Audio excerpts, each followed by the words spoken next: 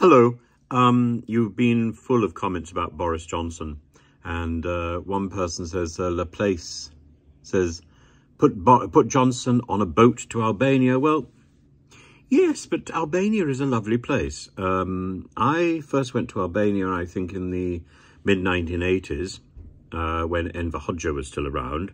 I got into a little bit of a scrape then, and I've been to Albania more recently a few times and stayed in Tirana or in Durrës. I've been to Skodra, to Elbasan. I followed very much in the footsteps of the great Edward Lear, who travelled from Greece to Albania during a time of plague. In fact, he went to Thessaloniki and there was plague in the port. So instead of going on to Mount Athos, that's the peninsula on the Greek mainland, which is entirely full of monks, 36 monasteries, and women are not allowed onto the island. Indeed, female animals apparently are not allowed onto the island, but or onto the peninsula. There's the normal way of getting onto Mount Athos is by boat, having got a visa from the office of the archbishop in Thessaloniki, and then you go to the Holy Mountain and you dock and you make your way around various monasteries. I remember my first attempt to go to the Holy Mountain was by land, and you come across a gate, and on the gate, which is guarded, I got through. On the gate, there's a notice which says, "Beyond this point, no women or tractors," which I found faintly entertaining. My first trip to Albania was about that time, and I've been subsequently. And as I say, Edward Lear first went in 1848. 1848, yes, and he wrote about it in a journal. And then came back to the UK and taught Queen Victoria how to paint on the Isle of Wight, and stayed with his friends, the Tennysons.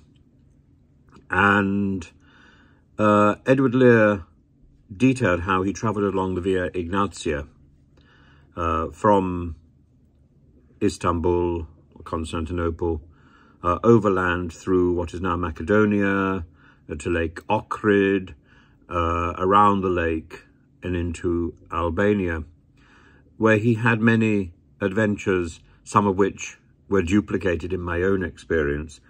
And finally he got to Durrës, the Adriatic, and then to Corfu. He acquired an Albanian servant, Giorgio Kokalis, whose son then became his servant later on, and they were devoted. Lear was as devoted to Giorgio as Giorgio was to him, and his cat, of course, Foss. He retired to the north of Italy, and he's best known for his limericks and for The Owl and the Pussycat. But he was an extraordinary painter, and I spent many years following Lear around that journey from Istanbul to Albania, researching the drawings that he did en route and reproducing the locations. So what he drew, I found the places where he sat, where he, the view that he saw, and then I've drawn what I see now. So he drew a mosque surrounded by cedar trees, and I've drawn a motorway, and so on. He drew what he called a dancing platform.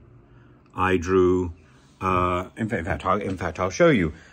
He drew what he called a dancing platform, and it wasn't. It was in fact the foundation for a palace. A palace which you would see there we are, and that is the palace that he drew. So I've drawn the palace, he'd only drawn the foundation, what he called a dancing floor. And at some point, I hope these pictures will see the light of day. But for Johnson to be sent to Albania as a punishment, what a ridiculous idea. Albania is a present and is a joy. And I don't know the north of Albania, so I can't say why people are so eager to leave there. I believe it's very poor, and I believe it's very isolated, which is probably why I've not been up there. I have tried a few times. And it's from the north of Albania that many of the Albanians are crossing into Europe, and then from Europe into Britain. And it's in the north of Albania where we need an embassy, a consulate, to deal with the problem. And the Prime Minister of Albania, Edi Rama, has been asking for this for years. And we still haven't provided it. Instead, we've given money to France. Instead, we put some Foreign Office officials in the airport. Really, it's time Suella Braverman and her cohort of twits woke up and started talking to people who actually know what they're doing. And one of them is Edi Rama.